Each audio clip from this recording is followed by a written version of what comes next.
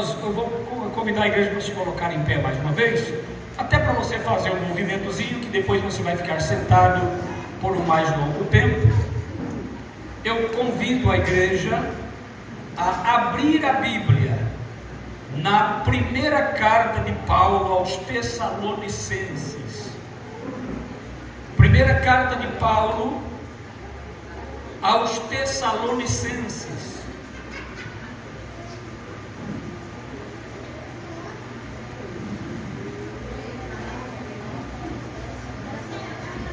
Eu não sei se a igreja tem o costume de fazer leitura alternada, pastor, tem, né? Então nós vamos fazer a leitura alternada. Eu leio um versículo, nós vamos ler os 10 versículos do primeiro capítulo, viu? Do primeiro capítulo. Prefácio e saudação, e depois o sucesso do Evangelho em Tessalônica e a fidelidade daquela igreja. É o texto que nós vamos estar lendo. Eu leio um versículo, a igreja lê outro, eu leio depois o terceiro, a igreja o quarto, e vamos até o 10º versículo. Glória a Jesus. Toda a igreja encontrou? Hoje é dia de culto de ensino, não é? Então é dia realmente da gente manusear o livro sagrado. Paulo e Silvano e Timóteo, a igreja dos Tessalonicenses, em Deus o Pai e do Senhor Jesus Cristo, graça e paz tenhais de Deus, nosso Pai, e do Senhor Jesus Cristo. Sempre graças a Deus por vós, lembrando-nos sem cessar da obra da vossa fé, do trabalho do amor e da paciência da esperança em nosso Senhor Jesus Cristo, diante de nosso Deus e Pai.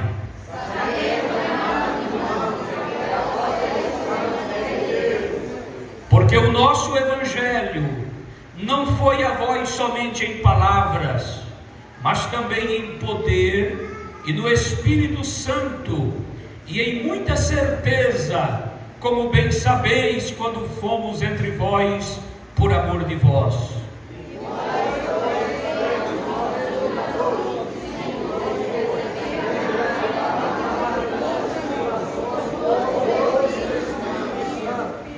De maneira que fostes exemplo para todos os fiéis na Macedônia e Acaia.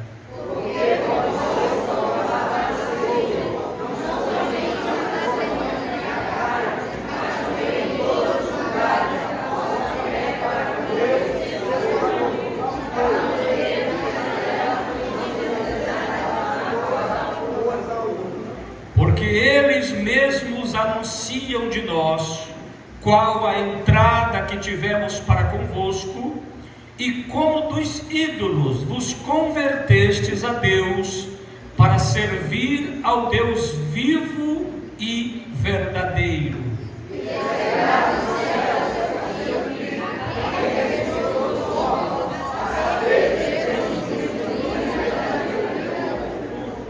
Amém. Podeis tomar vossos lugares, amados irmãos. Quando você vem para a igreja,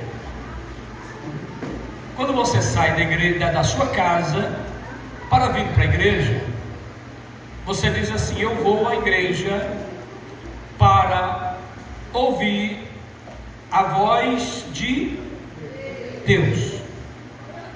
Você vem para a igreja para ouvir a voz do Senhor Jesus. Significa que este lugar que eu estou ocupando agora, e que os pregadores ocupam, que o pastor da igreja ocupa, não é o lugar dele, é o lugar de Jesus. Porque ninguém vem para ouvir a voz do pastor, ele vem para ouvir a voz de Jesus. Então nós somos prepostos, pastor. Nós somos prepostos de Jesus. Então eu preciso ter muito cuidado, porque os irmãos não querem ouvir o que eu quero falar, mas eles querem ouvir o que o Senhor quer falar. Porque quando o homem fala, não quando o homem fala, a sua voz ela soa apenas dentro da casa. Mas quando o Espírito Santo fala, quando Jesus fala, a voz ressoa dentro do coração. Ela penetra dentro do coração do homem. E para isto eu preciso muito mesmo das vossas orações. Enquanto ministro pela graça de Deus a sua palavra, para que o Senhor ele venha, através daquilo que ele tem colocado no nosso coração, ele venha falar poderosamente nesta noite, e que esta palavra não seja apenas um movimento, mas que ela seja verdadeiramente um alimento que venha vos alimentar, vos fortalecer, vos fortificar e levantar o caído, trazer paz ao aflito, alegria àquele que está triste, ânimo ao desanimado, salvação ao pecador, libertação àquele que esteja ainda amarrado, atado pelos poderes das trevas. Que ele seja liberto pelo poder do sangue precioso de Jesus Cristo, que foi derramado na cruz do Calvário. Glória a Jesus. Meus queridos irmãos, a cidade de Tessalônica, ela foi a segunda cidade evangelizada por Paulo. Mais ou menos, diz os estudiosos, os bibliologistas, que ela foi evangelizada por Paulo mais ou menos pelo ano 51 depois de Cristo.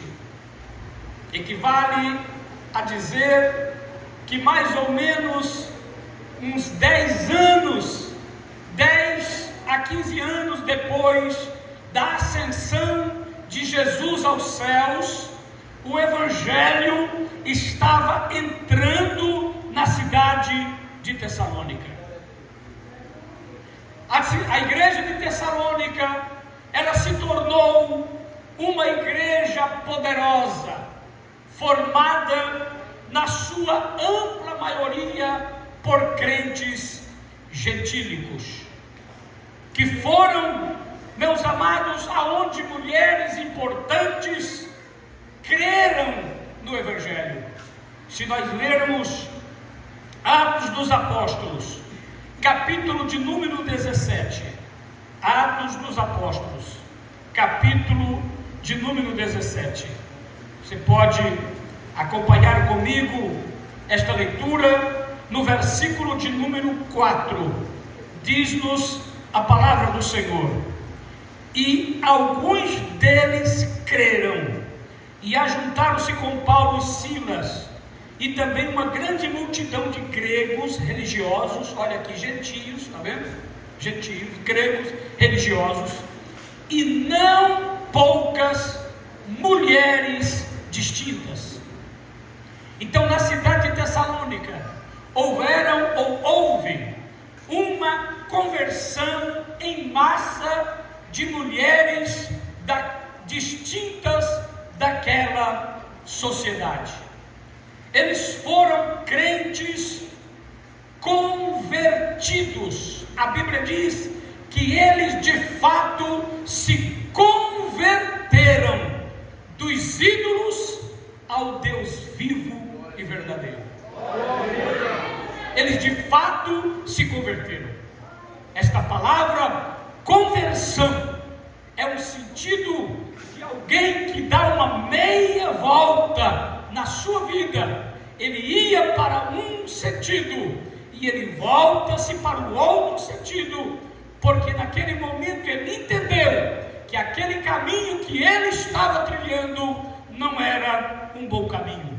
Então a igreja de Tessalônica, ela se converte dos ídolos para servir ao Deus vivo e verdadeiro. Em Tessalônica, se ouviu a palavra do Senhor, nos diz em Atos, capítulo de número 17, e o versículo de número 6, se ouviu em Tessalônica, pela boca de homens contrários à fé cristã, a maior frase missionária dita em todos os tempos. Veja bem, meus amados, a maior frase missionária dita em todos os tempos não fora dita por um cristão, não fora dita por alguém que amava Cristo, mas pelos inimigos da igreja. Mas eles constataram isto e falaram assim: estes que têm alvoroçado o mundo chegaram também aqui. Glória a Deus. Estes que alvoroçaram o mundo, porque o evangelho ele alvoroça, o evangelho ele mexe com as águas. Glória a Deus. Aleluia. Quem é pescador ou já foi pescar de rede aqui? Quem olha? Até as irmãs. Que coisa. Aqui todo mundo conhece o que é peixe, né? Muito bem. Olha, pastor Roberto sabe disso, né? A gente é acostumado lá a pescar em açude, né? Barragem de São José, né? Açude Poção, né? Os açudes. Então, muito bem, coloca-se a rede, né? Coloca-se a rede, e os pescadores que estão ali, lá no Cariri Paraíba, nós vamos dar o chio, que é ir para a água, para fazer o barulho das águas, para o peixe correr para a rede. Glória a Deus. Tem que alvoroçar as águas. Aleluia. Tem que alvoroçar as águas. Não se pesca sem alvoroçar as águas. Alvoroça as águas, o peixe corre, se engancha na rede, e o pescador puxa, e a rede vem cheia. É assim que os pregadores, cheios do Espírito Santo, fazem. Eles vão levando a palavra, eles vão alvoroçando o mundo. Glória a Deus. E os peixes correm para a rede de Jesus. Aleluia. Glória a Deus. Bendito é o nome do Senhor. Estes que alvoroçaram o mundo. Os pentecostais são aqueles que alvoroçam o mundo. Ai do mundo se não fossem os pentecostais alvoroçando o mundo com a palavra de poder, com a palavra de autoridade, com a palavra de cura, com a palavra de salvação, com a palavra de libertação, com a palavra de paz, com a palavra de luz, com a palavra de ressurreição. Se não fossem os pentecostais que vão à frente, na vanguarda do evangelho, de Bíblia na mão, dizendo que Jesus salva, que Ele cura, batiza com o Espírito Santo, Satanás vai arredando, e o crente vai passando, e Jesus vai salvando, a trombeta vai tocando, glória a Deus, e as igrejas vão se enchendo de crentes salvos, convertidos, remidos e lavados pelo sangue precioso de Jesus. Você pode levantar a tua mão e glorificar o Senhor. Oh, aleluia, levante a tua mão e glorifique, porque você é como um tessalônico, você também foi convertido dos ídolos para servir ao Deus vivo e verdadeiro. Estes que têm alvoroçado o mundo chegaram também em Santa Rita. Aleluia, glória a Deus. A carta aos Tessalonicenses tem lugar de destaque na literatura neotestamentária pelo conteúdo doutrinário, mas também por ser a epístola mais antiga. Muitos biblistas acham que a carta é o livro mais antigo de todo o Novo Testamento. Por isso, a carta aos Tessalonicenses, ela ganha um destaque, não somente pelo seu conteúdo doutrinário, como a doutrina do arrebatamento da igreja, que está contida nela. A doutrina, uma das doutrinas que é ponto central daquilo que os protestantes doutrina do arrebatamento está contida nela. Mas também porque ela é uma carta antiga e ela nos ensina muito. A igreja aos Tessalonicenses, ela tem um ensinamento para a igreja moderna do século 21. Ela tem um ensinamento para nós hoje. Eu sei que aqui nesta igreja tem irmãos mais antigos, tem irmãos de mediana idade na fé, tem irmãos que são novos convertidos, tem bebezinhos na fé, porém nós sabemos, assim como a irmã está ali com o bebezinho, que é netinho do pastor Roberto, a sua netinha ali, e as demais criancinhas, todos precisam começar a se alimentar desde o momento que nasce. Primeiro o leite, né? O leite para o recém-nascido, mas a palavra, ela é leite para o recém-nascido. Mas depois ela vira também mocotó. Cadê a irmã Marlene? Cadê a irmã Marlene? Ali, olha a irmã Marlene. Onde nós comemos mocotó, viu? Depois ela vira mocotó. Para crente já de canela grossa, ela vira mocotó. Glória a Deus. Tem que comer mocotó. E dizia um pastor amigo meu, o pastor Crispim, que o Senhor já levou, dizia: tem que comer com capilouro e tudo, viu? Tem que comer tudo. Não tem que ficar virando a cara, não. Pega, faz como a gente fez hoje, vira a cumbuca no prato e come, e fica chupando os ossinhos. Glória a Deus, aleluia. É assim que o crente faz com a palavra. Bendito é o nome do Senhor. Ele come a palavra e sai da igreja chupando os dedos. Oh, palavra boa, oh, coisa maravilhosa. Jesus falou comigo.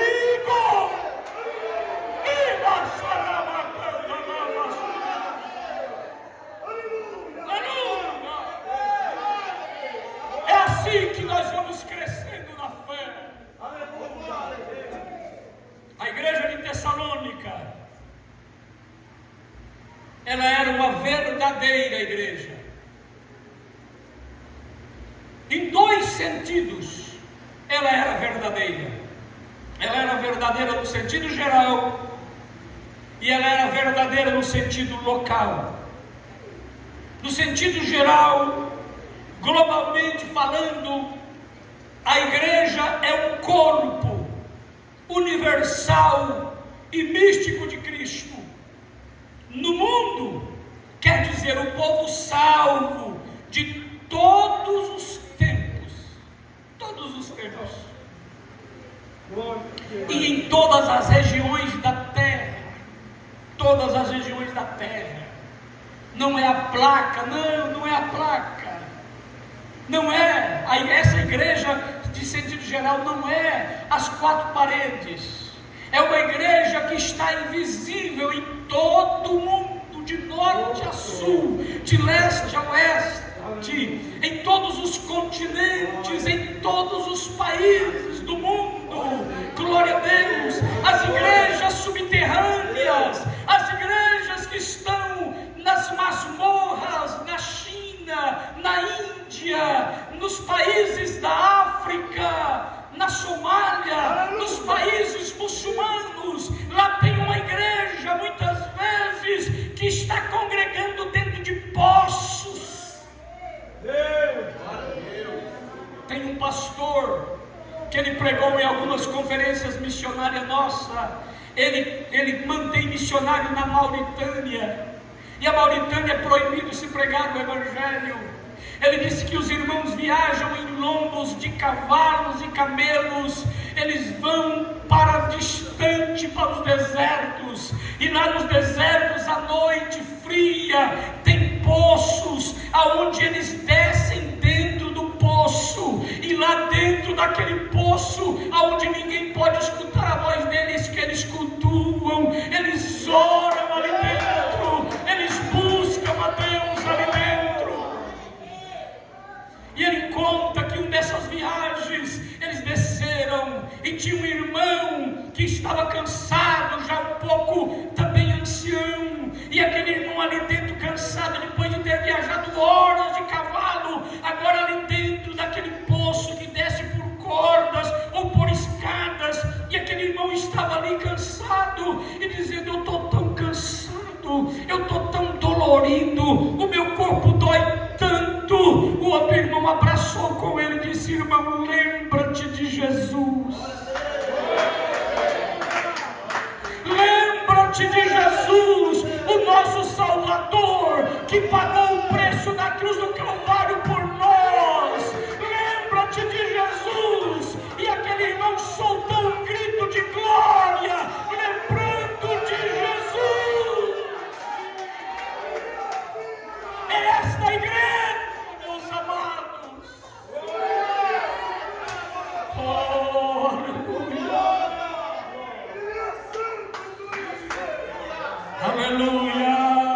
Em Efésios capítulo 1, Efésios capítulo 1, versículo 22 e 23, diz: e sujeitou todas as coisas aos seus pés, e sobre todas as coisas o constituiu como cabeça da igreja, que é o seu corpo e a plenitude daquele que cumpre tudo em todos. A igreja é o corpo místico de Cristo na terra. A igreja é a instituição mais bela, mais preciosa, mais linda, mais cara, mais amada na face da terra. Aleluia. A igreja é o corpo de Cristo. Cristo é o cabeça da igreja. Aleluia. Cristo é o cabeça. Esta palavra cabeça do grego é kefale, que quer dizer, na cabeça é onde está a cognição, na cabeça é onde está o equilíbrio, na cabeça é onde está a visão, na cabeça é onde está a direção. Esta palavra kefale fala tudo isto. Na cabeça está a vida de todo o corpo. Se fala fulano está com morte encefálica, não tem mais o que fazer, é esperar completar o momento e morrer. Enquanto a cabeça não morre, o corpo permanece. E eu quero dar uma notícia excelente para a igreja: o cabeça morreu, mas ao terceiro dia ele ressuscitou dos mortos e está vivo para todo sempre.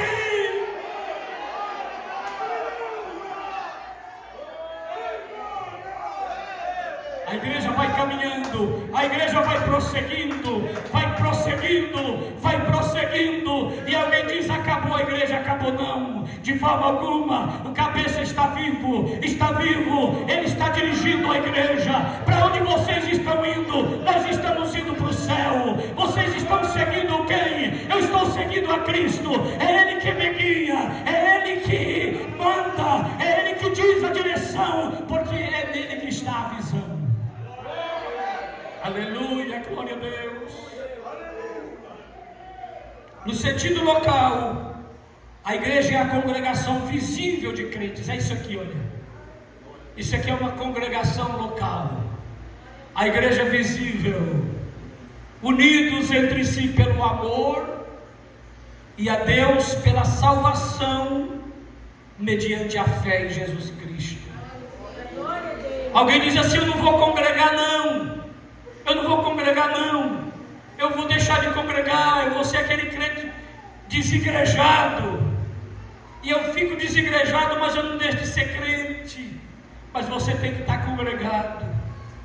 A Bíblia fala: não deixando a vossa congregação, como é costume de alguns.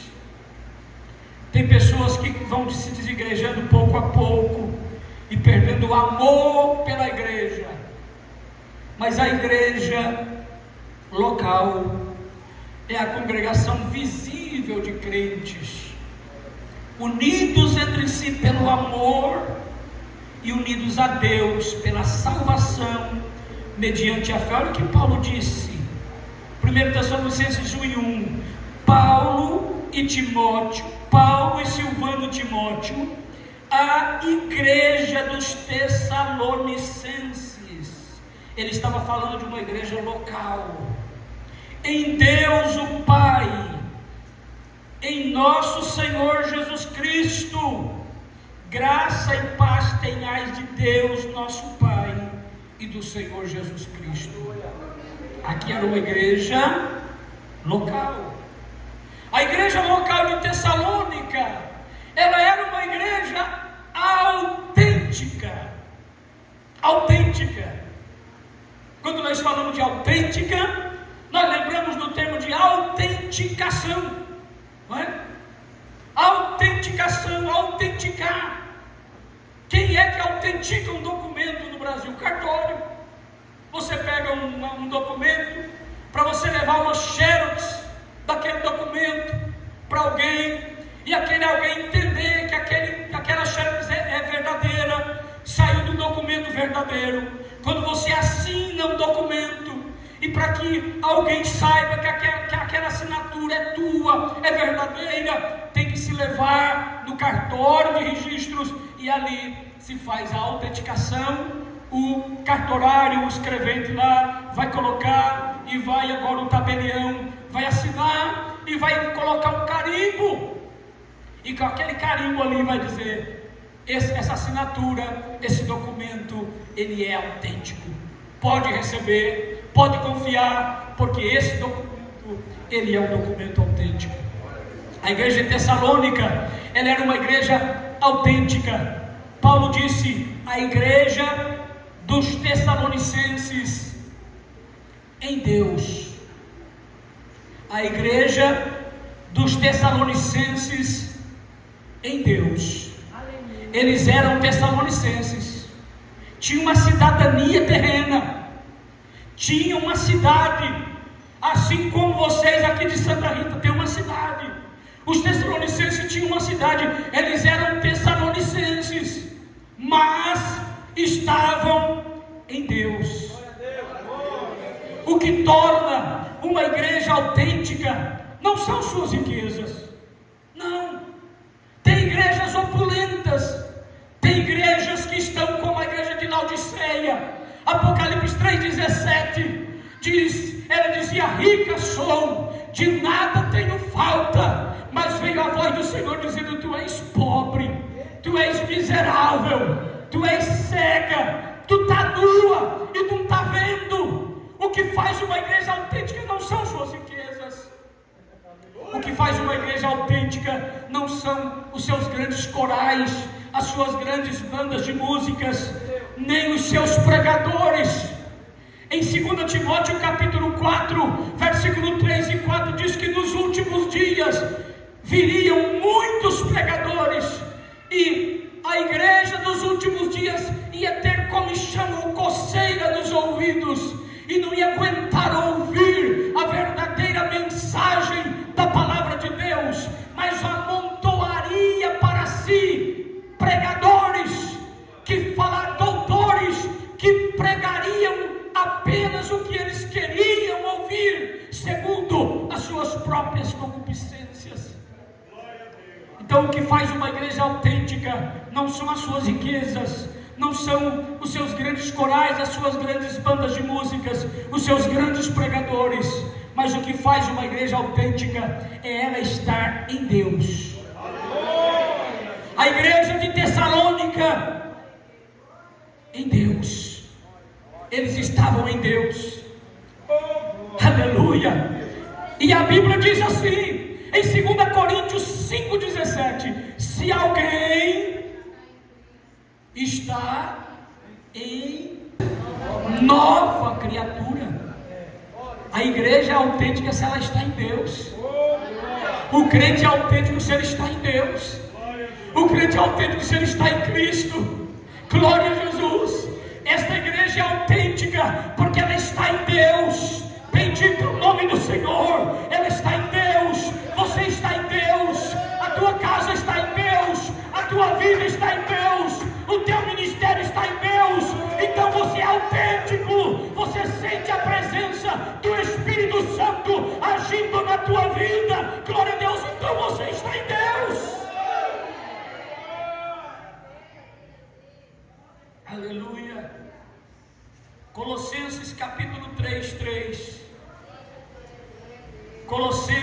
3:3 diz assim: porque já estáis mortos, e a vossa vida está escondida com Cristo em Deus. Aleluia, nós morremos para o mundo, e agora a nossa vida está escondida com Cristo e em Deus. 1 Coríntios capítulo 3, versículo 22 e 23, seja Paulo, seja Apolo, seja Cefas, seja o mundo, seja a vida, seja a morte, seja o presente, seja o futuro, tudo é vosso, e vós de Cristo, e Cristo de Deus. A igreja dos Tessalonicenses, em Deus, você está em Deus, a tua vida está escondida com Cristo e em Deus.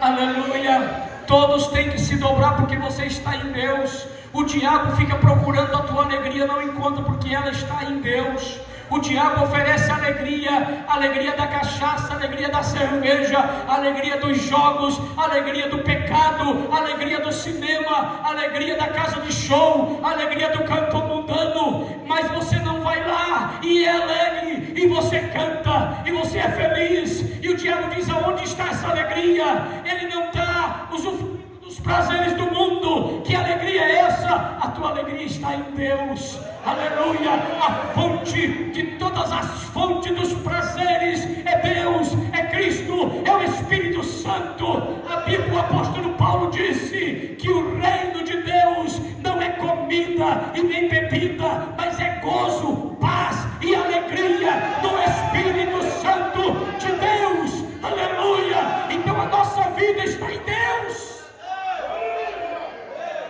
A nossa alegria está em Deus. E o diabo, meus amados, ele já é doido, ele fica mais doido que o crente. Viu? Um dia o irmão disse: o diabo está endemoniado. Como é que pode, né? O diabo deve ficar endemoniado. Quando ele olha para o crente e procura a razão desse povo querer todo dia estar na igreja. Porque só não vem porque ele não pode. Muitas vezes está cansado, que ele cai na cama assim, já a cabeça já vira para dormir, né? Mas senão ele estava na igreja. Qual é a razão desse povo? É porque a nossa vida está escondida com Cristo em Deus. E nós acostumamos dizer que aquilo que Deus esconde, o diabo não acha. Deus escondeu o corpo de Moisés, até hoje o diabo está procurando. Foi bater na porta do arcanjo Miguel, para ver se Miguel contava. Miguel disse: o Senhor te repreende, Satanás. Contou não. Miguel, ele soube segurar o segredo de Deus, viu? Ele soube segurar o segredo de Deus. Deus tem segredo que ele conta só para o crente tem que segurar o segredo. Segura o segredo de Deus, irmã. Segura o segredo de Deus, moça. Segura o segredo de Deus, varão. Segura o segredo de Deus, pastores. Aleluia. Há segredo de Deus que é comigo e com Deus, você e Deus, a igreja em Deus, o pastor em Deus. Aleluia. Miguel não revelou. O diabo queria saber, mas ele não revelou. Aquilo que Deus esconde, o diabo não encontra. Deus escondeu Elias à beira do ribeiro de Querite.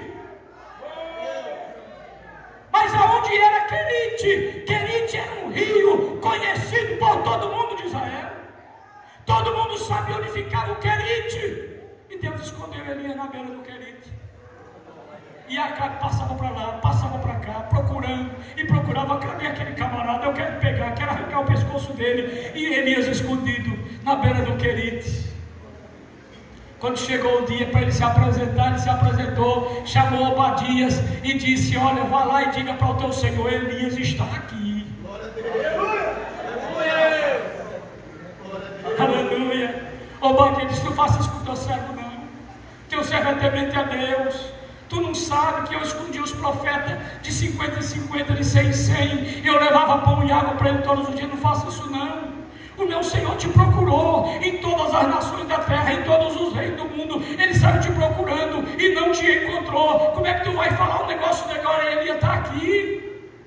Vai que eu fale e o Espírito pega você e leva para outro canto. E ele vai me matar. Ele disse: vai lá e diga para ele que Elias está aqui. Mas enquanto ele teve que ficar escondido, ninguém encontrou as tropas do rei. Ninguém encontrou. Procuraram. Aí Deus pega ele do Querite e esconde na casa de uma viúva. Se fosse pelo menos no quartel-general, se fosse pelo menos aonde Lutero ficou escondido, não é? Em um castelo, escondido com um nome falso, aí está até fácil de ser escondido. Mas Elias não. Elias ficou com o nome de Elias e escondido na casa de uma pobre viúva, e nunca ninguém encontrou Elias.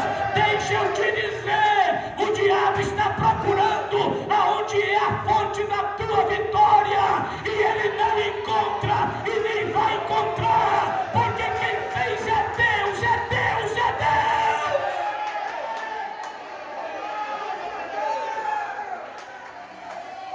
Dá para você levantar mais uma vez a tua mão e glorificar?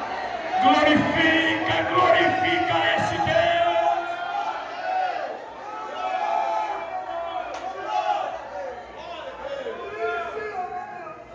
Aleluia. Tessalônica, ela era uma igreja exemplo para as demais. O apóstolo Paulo, escrevendo nesse texto que nós lemos, ele diz: lembrando sem cessar da obra da vossa fé. Eles eram um exemplo de fé.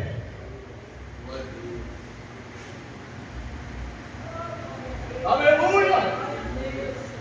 Nós fomos salvos para as boas obras. Efésios 2:10. Tiago desafia dizendo: tu tens fé? Eu tenho as obras. Mostra-me a tua fé sem as tuas obras, e eu te mostrarei a minha fé pelas minhas obras.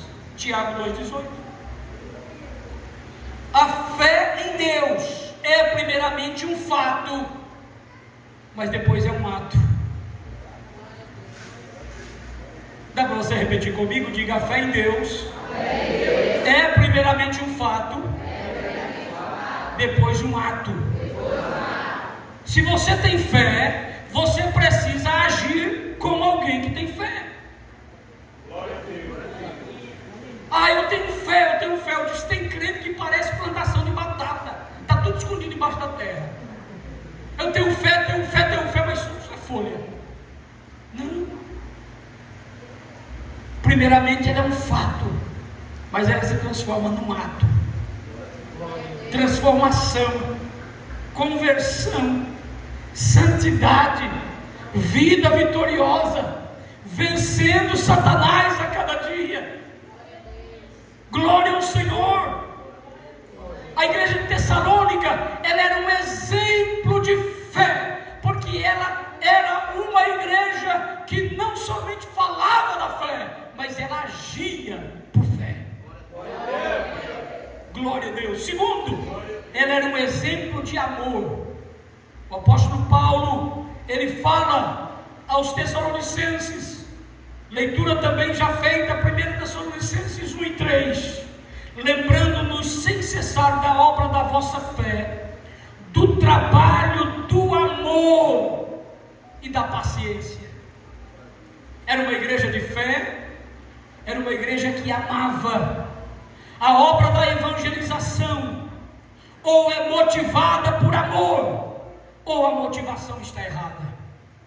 Por que é que estamos evangelizando? Eu estou evangelizando para encher a minha igreja. É para isso que está evangelizando? Só para encher a igreja? Não. Não é só para isso. Isso será uma consequência da evangelização. Certamente a igreja vai encher. Certamente os peixes virão. Certamente as almas chegarão. Mas a motivação primária da evangelização precisa ser impreterivelmente o amor.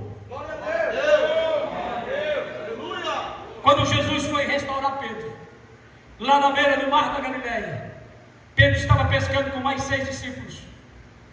E lá eles estavam pescando, tentaram pescar a noite toda, não apanharam nada.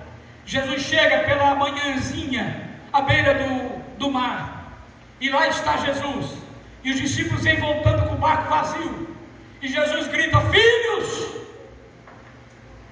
tendes alguma coisa que comer? Olha Jesus preocupado com o bucho do povo. Tem alguma coisa que comer? Eles gritam: não, nós trabalhamos a noite toda, mas não apanhamos nada. Aí a Bíblia não diz, mas eu vou conjecturar. Jesus disse, conjecturando: vocês estão trabalhando do lado errado, vocês estão jogando a rede do lado errado, vocês precisam jogar a rede do lado direito. E eles jogaram do lado direito, e quando jogaram, a Bíblia diz que apanharam quantos? Quem lembra? 153 grandes peixes. Não era pequeno, 153 grandes peixes. Imagina, irmãos, quando eles jogam a rede, que pega, João olha para Pedro e diz: sabe quem é esse homem que está aí? É o Senhor. É o Senhor que está aí na beira da praia. E eles voltam. Quando chega na beira da praia, Jesus já está com fogo aceso. Nunca você vai pegar Jesus apagado. Nunca. Jesus sempre está com fogo aceso. Por isso que eu posso dizer que Jesus é pentecostal. Eu sei que quem não é pentecostal não gosta disso, não é verdade? Mas Jesus é pentecostal, ele sempre está com fogo aceso. Glória a Deus. E me perdoa se tem algum japonês me vendo, mas Jesus não comia peixe cru, ele comia peixe assado. Glória a Deus. Quem gosta, gosta, mas Jesus comia assado. Jesus era judeu, estava com fogo aceso e já tinha peixe na brasa. Aleluia. Glória ao Senhor. Só que Jesus, irmãos, ele sempre trabalha também com a participação do homem. E ele disse: me traga também dos peixes que vocês pescaram, para me cozinhar também aqui, para me assar também. E Jesus está comendo peixe, e Pedro, lá por longe de Jesus, porque Pedro não estava com coragem de chegar perto de Jesus. Ele tinha negado Jesus 3 vezes. Ele não tinha encontrado com Jesus ainda. Ele estava todo ressabiado.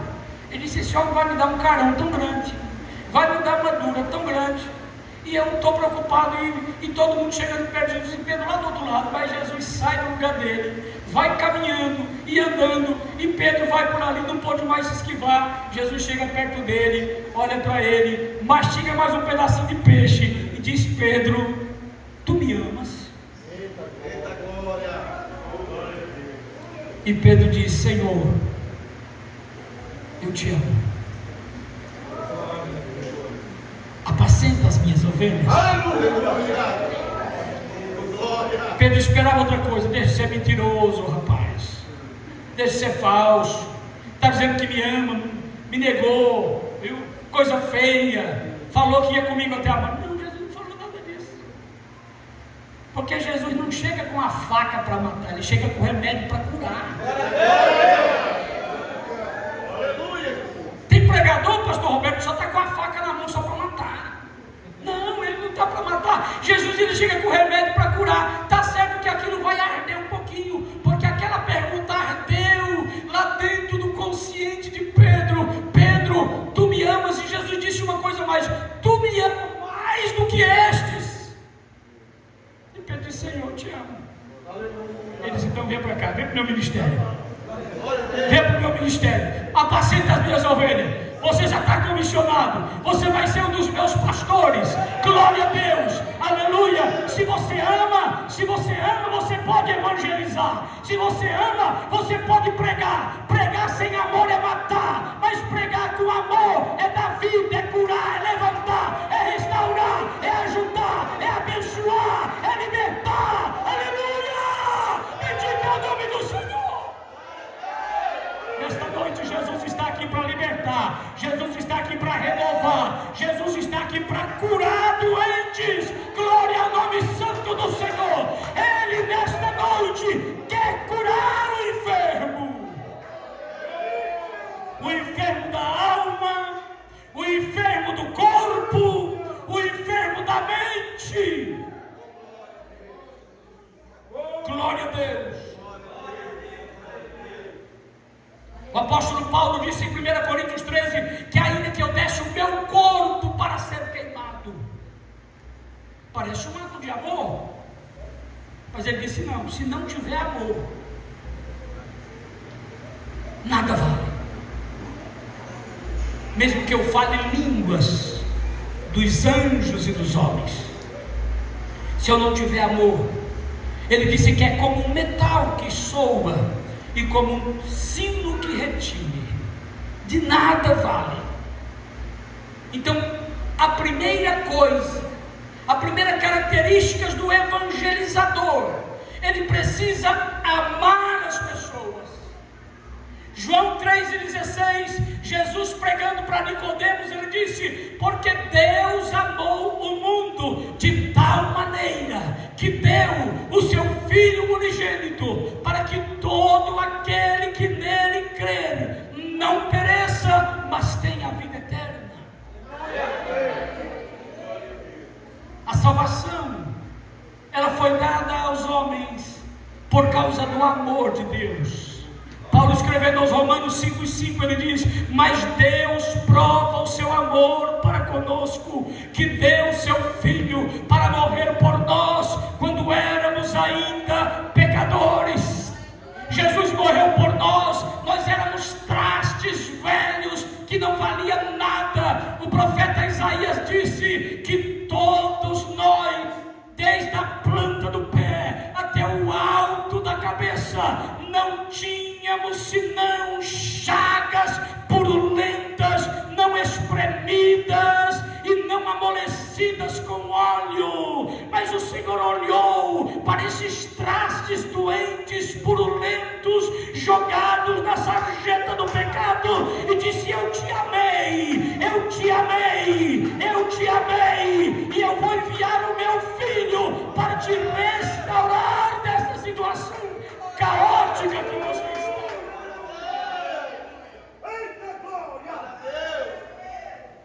Quem saiu da sarjeta do pecado? Eu saí. Quem saiu mais? Oh, aleluia. Então glorifica. Então dá glória a Deus, dá glória a Deus, porque hoje você está sentado nas regiões celestiais. Olha o que o Senhor fez comigo, olha o que o Senhor fez com você, olha o que o Senhor fez conosco. Bendito é o nome de Jesus. Olha Efésios capítulo 1:3. Efésios 1:3 diz assim: bendito o Deus e Pai de nosso Senhor Jesus Cristo, o qual nos abençoou com todas as bênçãos espirituais nos lugares celestiais.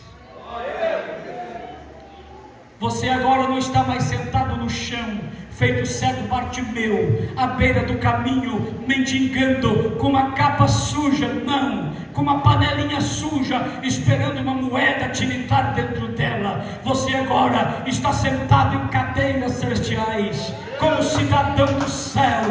Bendito é o nome do Senhor.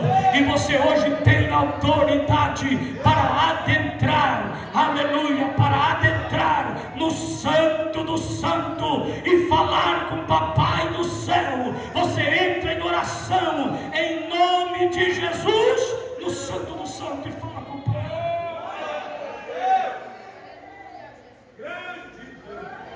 Eu quero parar, não concluir, mas eu paro aqui hoje.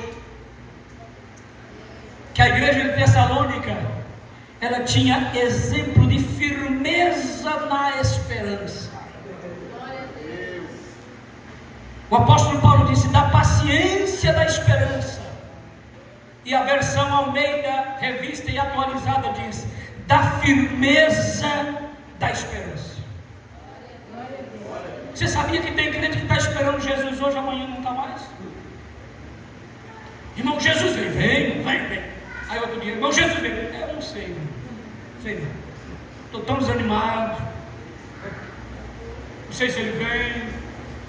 Está igual aquele povo que Pedro disse: faz tanto tempo que ele disse que vinha e não veio até agora. Mas ele vem. Ele vem. Agora, o mais gostoso do crente salvo, pastores, obreiros, mocidade, queridas irmãs, igrejas, a coisa mais gostosa de ser crente é que quando você está lá embaixo, porque a fé é desse jeito também, a fé é desse jeito. Alguém olha assim: ah, esses pastores nunca, não, peraí, lembra de João Batista? João Batista apontou o dedo do profeta: eis o Cordeiro de Deus que tira o pecado do mundo. Está ali, é isso aí. O Senhor falou comigo: aquele que você vê descer o Espírito Santo é Ele. Pronto, é isso aí. Cheio de convicção. Daqui a pouco o Batista preso, lá no calabouço de Herodes, chama 2 discípulos: os meus filhos, vai lá no deserto. Não, pergunta para aquele homem se é ele mesmo. Pergunta para ele. A gente tem que esperar outro. Os 2 discípulos, bem mandados, saem. Chega lá a multidão ao redor de Jesus. João preso, porque a luta vem, a prova chega. Chega na vida do crente salvo, chega na vida do pastor, chega na vida do presbítero, do diácono, do músico, do cantor, da irmã do ciclo de oração, do moço crente salvo. Chega. E chegou na vida do Batista. Aí ele chega e diz: Senhor, a gente vem como embaixador de João Batista. Pois não, meus filhos. Ele está perguntando: és tu mesmo o Cristo que havia de vir, ou ele tem que esperar outro? Aí a Bíblia diz que Jesus não deu resposta naquele momento e começou a fazer milagre. Cego viu, coxo andou, paralítico saltou. Ele disse: ide, volte, diga para João, aumente a fé de João, fortifique João, diga para ele que não precisa esperar ninguém não. Olha aí o que está acontecendo. Muitas vezes acontece isso. E nesta noite, se você entrou aqui com a tua fé em baixa, eu vim como profeta de Deus para dizer, em nome de Jesus, que o Senhor vai injetar fé, esperança no teu coração, e você vai sair daqui animado. Eu gosto de dizer, tem crente que chega na igreja no empurrão, mas ele sai pegando na chave. Glória a Deus, aleluia. Se a tua bateria estava descarregada, o Espírito Santo já ligou o trunca no céu, aleluia, está carregando a tua bateria agora. Recebe da parte de Jeová.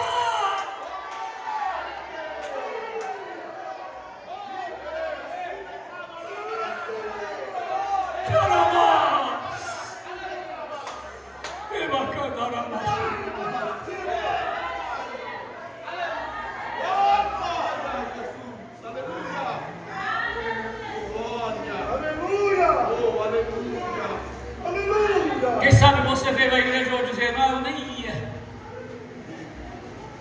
ia. Eu estava tão desanimado. Eu nem ia. Mas o Senhor tinha que falar contigo nessa noite. Ele tinha que te animar nessa noite. E dizer: não para não. Seja como o crente de Tessalônica, não pare não. Continue firme na esperança. A firmeza da esperança. E o que eu gosto tanto de ser crente salvo em Jesus é isso, que quando você está lá no fundo do poço, aí a Bíblia diz assim, lá em Apocalipse capítulo 22, e o Espírito e a noiva dizem: vem. E quem ouve, diga: vem. E quem quiser, tome de graça da água da vida. Quando você está já para se acabar, o Espírito Santo diz: ei, ele vem, se levante. Se levante, se levante, porque ele está vindo. É a voz da noiva que está bradando, é a voz do Espírito que está bradando. Ele vem. Pode 1000 vozes contrárias dizer que ele não vem, que isso é uma farsa, que isso não vai acontecer, mas o Espírito Santo nos diz: espera mais um pouquinho de tempo, o que há de vir virá e não tardará. Se anime, se levante.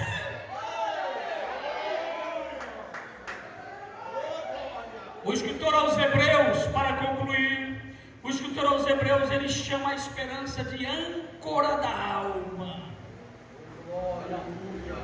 Hebreus 6, 18 e 19. Ele chama a esperança de âncora da alma. Por isso que a esperança é uma firmeza para o crente. É uma firmeza, sabe por quê? O que é a âncora? É aquele objeto pesado, não é? Objeto pesado, que quando o navio, o capitão do navio, não é? Ele quer que o navio fique ali parado, sem ser arrastado, ele faz o que? Ele joga a âncora, e ele fica ali firme. As águas balançam para lá e para cá, mas ele não sai, porque ele está âncorado. A esperança é a âncora da alma. Não tem quem move você se você está com esperança. A Bíblia diz em 1 Coríntios 13 e 13: agora pois permanece a fé, a esperança e o amor, estes 3, mas maior destes ainda é o amor. São os 3. E a igreja de Tessalônica tinha os 3. Ela tinha a fé, ela tinha o amor e ela tinha a esperança. A igreja que tem esses 3, ela é uma igreja que ela não vai minguar, mas ela vai crescer, e o Senhor vai fazer